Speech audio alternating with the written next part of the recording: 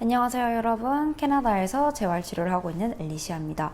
이번 영상은 제가 목 디스크에 대해서 살짝 얘기를 할까 하는데요. 특히 지금 연말이다 보니까 보험을 쓰시러 오시는 회사원들, 그리고 뭐 운동을 하시다가 목이 많이 아프셔가지고 목 디스크 통증을 가지고 있다던가, 아니면 아침마다 목이 뻐근하게 아프신 분들이 저한테 많이 찾아오는 것 같아요, 최근 들어서. 그래서 이번 영상에서는 목 디스크 영상에 대해서 얘기를 할 건데요. 혹시 여러분들 디스크라는 거를 많이 들어보셨나요? 디스크라고 하면은 많은 분들이 나 디스크 있어? 이렇게 말씀하시는데, 사실 디스크라고 하는 거는 모든 사람들이 다 가지고 계십니다. 그래서 추간판 탈출 증후군이라고 하는 이 cervical herniation이라는 거에 대해서 자세하게 얘기를 잠깐 해드릴게요. 디스크라고 하는 거는요, 우리가 뼈랑 뼈 척추 사이에 이렇게 쿠션 역할을 해주는 친구라고 생각을 하시면 돼요. 근데 우리가 뼈가 있고 그 중간에 아무것도 없다 그러고 생각하시 보시면은 뼈랑 뼈끼리 부딪히게 되니까 되게 아프겠잖아요. 그리고 되게 불편하잖아요. 그래서 그런 뼈랑 뼈 사이에 추간판이라고 하는 친구가 있어요. 그 추간판에 대해서 제가 잠깐 얘기를 해줄게요. 왜냐면은 뼈랑 뼈끼리 붙어 있으면은 충격을 제대로 흡수를 못하고 마찰이 커지게 되면서 점점 통증이 되게 심해지고 불편할 거잖아요. 그래서 우리의 인간의 몸은 그 불편함을 감수하기 위해서 추간판이라는 거가 있는데, 추간판이라고 하는 것은요, 두 가지 성분으로 구성이 되어 있는데요. 하나는 nuclear purpose라고 하는 수핵이라는 겁니다. 한국어로는 수핵이라고 하는 거고요. 가운데 부분에 있는 건데, 이거는 70%에서 90%는 이제 액체인 젤 형태를 가지고 있어요. 수분으로 구성이 되어 있다고 생각하면 돼요. 그럼 젤 형태인 수분이라고 생각하시면 되게 말랑말랑하고 뭐 이렇게 약간 액체 같은 역할이라고 생각을 하시면 되는 건데요. 그 액체 같은 거를, 말랑말랑한 거를 단단하게 감싸고 있는 친구들이 바로 디스크 애뉴러스라고 하는 거예요. 애뉴러스라고 하는 것은요, 단단하게 되어 있는데 앞쪽보다는 뒤쪽에, 그러니까 우리 뒤쪽에 있는 그 디스크 애뉴러스라고 하는 게 더 얇아요. 그러다 보니까 디스크가 뒤로 빠진다는 말은 무슨 말이냐면은, 간단하게 다시 설명해 주려면, 수핵이라고 하는 것은 가운데 젤 형태의 수분으로 되어 있는 부분인데요.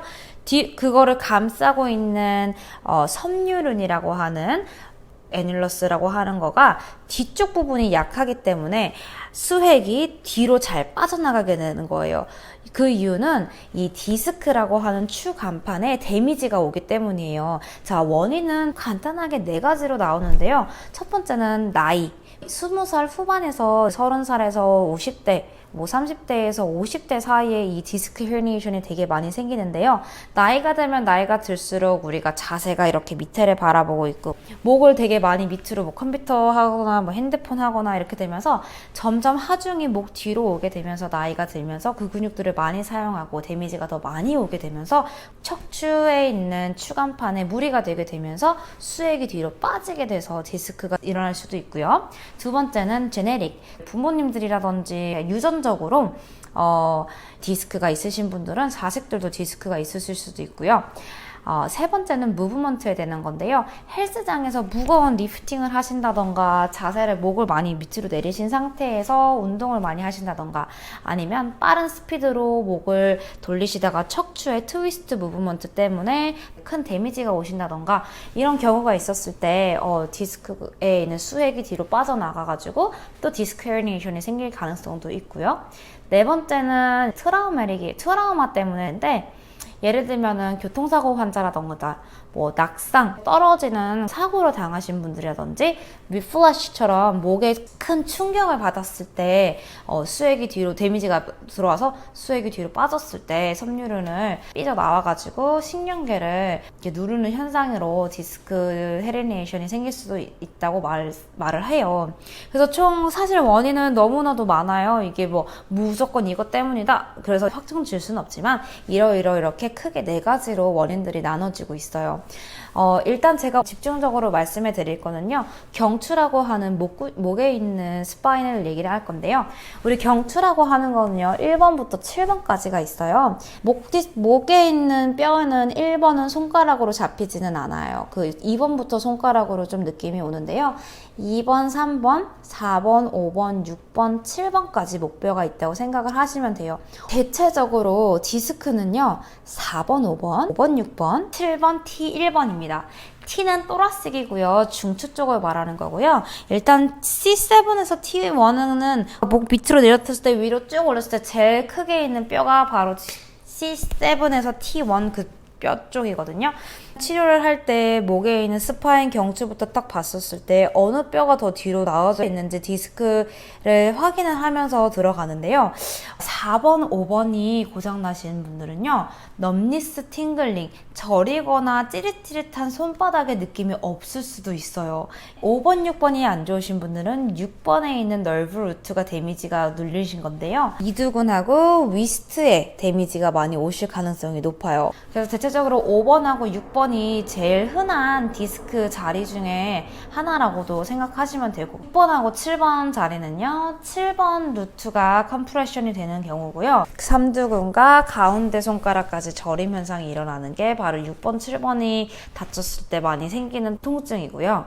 6번, 7번도 5번, 6번과 비슷하게 흔한 디스크가 있는 자리예요. C7하고 T1 같은 경우는 새끼손가락 부분에 위스트 페인이라든지 뭘 꽉 잡아야 되는 그런 힘이 잘 안 잡히는 부분 있잖아요. 막 내가 뭐 이렇게 꽉 쥐고 싶은데 꽉 쥘 힘이 없는 게 바로 C7하고 T1 쪽에 있는 디스크가 데미지가 있었을 때 그런 현상이 많이 있다고 말씀을 해드릴 것 같아요.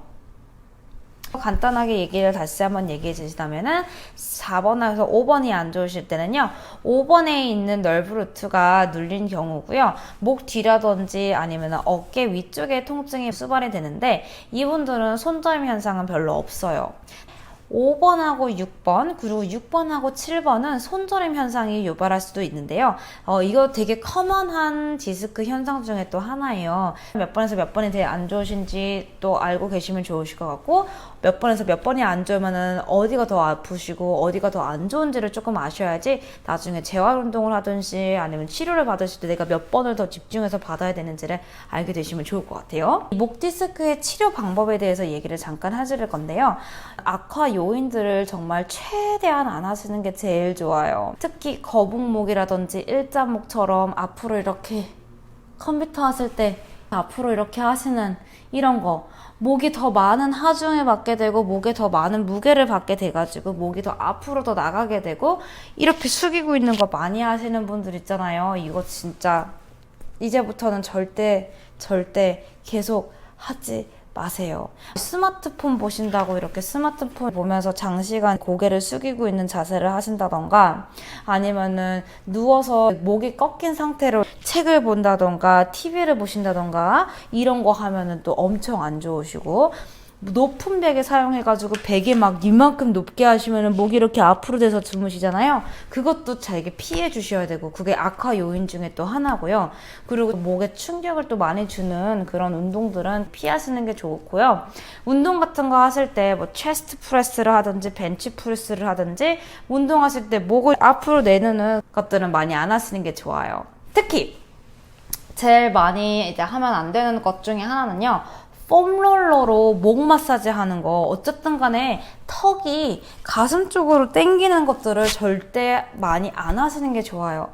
이런 분들은 턱이 체스트 쪽으로 가면 갈수록 디스크라고 하는 제가 말했던 아까 처음에 말했던 추간판 기억나시죠? 추간판에는 수액이 뒤로 빠지게 돼가지고 애뉴러스라고 하는 곳을 밖으로 빠져나가게 돼요. 뒤쪽 부분에 있는 러스가 앞쪽에 있는 것보다 더 약하기 때문이에요. 그래서 posterior lateral 데미지가 있게 되는데요. 아무튼 그래서 악화 요인을 방지하고 안 하시는 게 그나마 조금 더 도움이 되시는 거예요. 그래서 목을 앞으로 당기는 무브먼트라든지 움직임이란을 많이 피해달라라고 하는 게 이번 영상에서 제가 하고 싶었던 말이고요.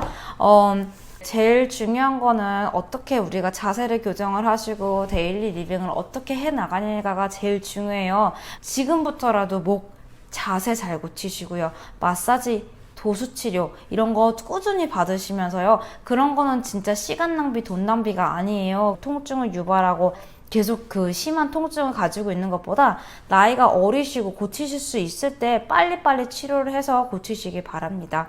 일단 이번 영상은 제가 목을 어떻게 하면 악화 요인들을 조금 방지할 수 있는지랑 간단하게 디스크 헤르니에이션 추간판 탈출증이라고 하나요? 목 추간판 탈출증? 이거를 조금 더 설명을 쉽게 있다고 생각을 해요. 쉽게 설명을 해줬겠죠? 아무튼 간에 이런 영상이 도움이 많이 되셨으면 좋겠고요. 우리 다음 영상에서 또 찾아뵙겠습니다. 그럼 안녕.